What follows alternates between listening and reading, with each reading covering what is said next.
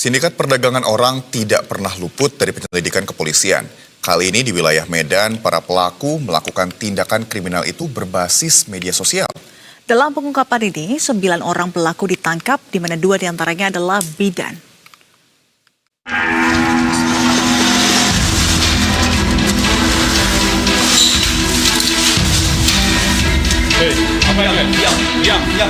Unit Perlindungan Perempuan dan Anak atau PPA Satreskrim Polrestabes Medan berhasil mengungkap sindikat perdagangan bayi melalui media sosial. Dari rekaman video amatir yang diperoleh tim liputan Berita 1, terlihat wanita dengan inisial HD yang diketahui berusia 46 tahun menjadi otak pelaku dari tindakan keji perdagangan bayi itu. Ia berhasil ditangkap di salah satu hotel di kawasan Padang Bulan, Kota Medan.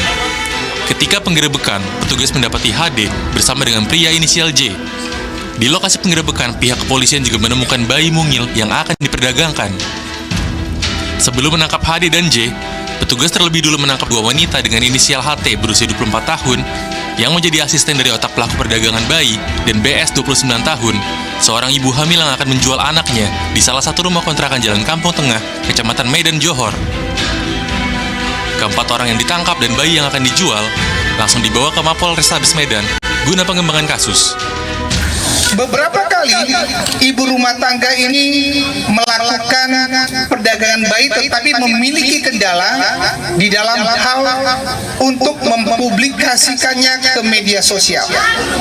Sehingga tersangka HD meminta tolong kepada asistennya, tersangka HT, untuk membuat aplikasi di salah satu sosial media. Setelah menangkap 4 pelaku, petugas langsung melakukan pengembangan kasus dan berhasil menangkap 5 tersangka perdagangan bayi lain, serta 1 bayi yang diperkirakan baru berusia 2 hari.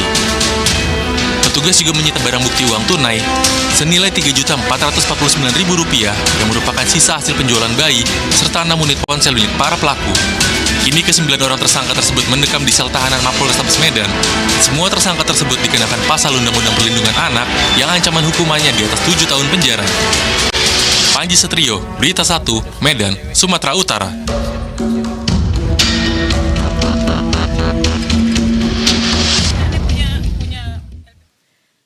Dan pemirsa, untuk mengetahui seperti apa modus operandi para tersangka yang tega menjual bayi melalui media sosial, kita telah terhubung dengan AKBP Bayu Putro, Kasat Reskrim Polrestabes Medan. Ya, selamat siang Pak Bayu. Bapak, bagaimana modus operandi sindikat ini dalam mencari ibu hamil dan berapa kisaran harga bayi yang diperjualbelikan, Pak? Ya, jadi ini peristiwa yang sangat memilukan sekali nih, Mbak. Sehingga banyak dari sindikat ataupun jaringan ini memanfaatkan kesempatan ataupun situasi tersebut. Sehingga modus inilah yang dijadikan sindikat si HD ini untuk memperoleh keuntungan, di mana mereka modusnya adalah dengan mengadopsi anak dan menggunakan sarana media sosial sebagai mencari ataupun menjual janin bayi, calon bayi maupun bayi yang sudah dilahirkan. Kemudian untuk harga kisaran dari mereka, dari HD pelaku utama ini membeli sekitar harga antara 9 juta sampai 10 juta. Kemudian HD ini menjual di antara 20 sampai bahkan 25 sampai 30 juta kepada orang lain. Ini, Bang.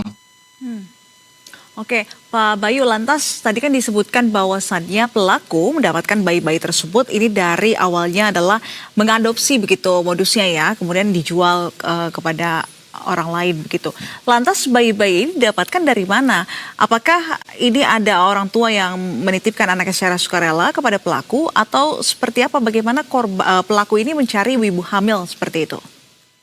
Ya, dari hasil kami nih Mbak, dari kami pengembangan dan kami dari proses penyelidikan maupun proses penyidikan, bahkan keterangan dari para pelaku sindikat jaringan ini, mereka mengambil atau mencari dari orang-orang yang membutuhkan ekonomi atau mereka yang memang tidak mempunyai ekonomi, sedangkan dia kondisi hamil, sehingga diberikan suatu harapan bahwa dia bisa untuk menjualkan anak tersebut.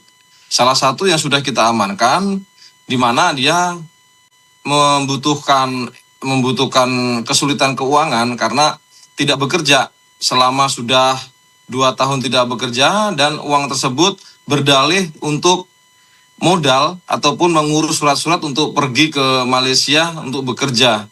Ini Mbak. Baik, Bapak, kalau kita bisa ketahui juga terkait dengan bidan yang sudah diusut Bapak, apakah ini juga termasuk pelaku yang kemudian mendorong, memberikan motivasi kepada para ibu-ibu hamil ini untuk menyerahkan anaknya, atau seperti apa? Apa peran dari bidan ini dalam kasus ini, Pak? Ya, jadi hasil dari keterangan ataupun pendidikan kami di tempat prakteknya, memang bidan inilah yang mengetahui secara pasti di mana orang yang datang, kemudian orang-orang yang ibu hamil yang datang dengan dia kesulitan ekonomi dan dia bisa menampung sementara, dan dia memberitahukan, yang bersangkutan memberitahukan kepada si pelaku utama ini bahwa ada bayi yang akan dijual. Inilah bidan-bidan, karena mereka berhubungan langsung dengan orang-orang, bahkan bidan ini bidan di kampung, sehingga mereka mengetahui betul kesulitan ekonomi dan dimanfaatkan oleh mereka, dan mereka juga pun mendapatkan keuntungan dari peristiwa ini, Bang. Oke, yang mirisnya juga ternyata anak-anak ini didapatkan memang secara sukarela diberikan dari orang tua karena terkait dengan faktor ekonomi itu tadi ya, Rama dan juga Pak Bayu. Lantas dari hasil penyelidikan atau penyidikan, berapa lama sindikat ini sudah beroperasi sebelum akhirnya terbongkar, Pak Bayu? Nah, awalnya memang kami mendapatkan informasi, baik kami melalui patroli cyber, dan kemudian pada saat tepat pada tanggal 13 tersebut, kami mendapati informasi yang valid, dan kemudian kami melaksanakan penyelidikan sehingga kami bisa membongkar pada 13 Desember tersebut, membongkar jaringan tersebut sebagai tempat penampungan sementara. Dan dari hasil kami pengembangan di lapangan, memang betul lokasi tersebut dijadikan tempat penampungan, dan sering ibu hamil yang bergantian keluar masuk di rumah tersebut.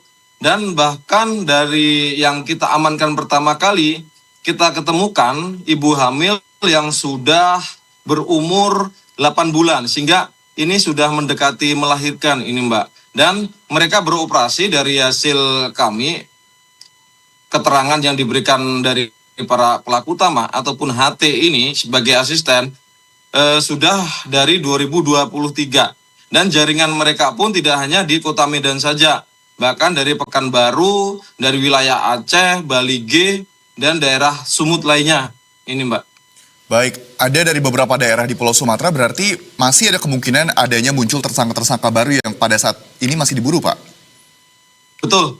Kami masih tahap saat ini kami menyelesaikan perkara yang awal, kemudian masih ada DPO ataupun pelaku-pelaku lainnya. Kita akan coba kembangkan kepada pelaku lainnya yang masih dalam list kita untuk kita tindak lanjut dan akan kita kembangkan, Bang. Baik, kita harapkan pelaku yang saat ini masih dalam buronan bisa segera tertangkap agar bisa membuat kasus ini segera terang menderang.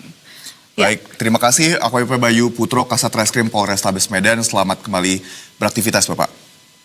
Terima kasih, Bang.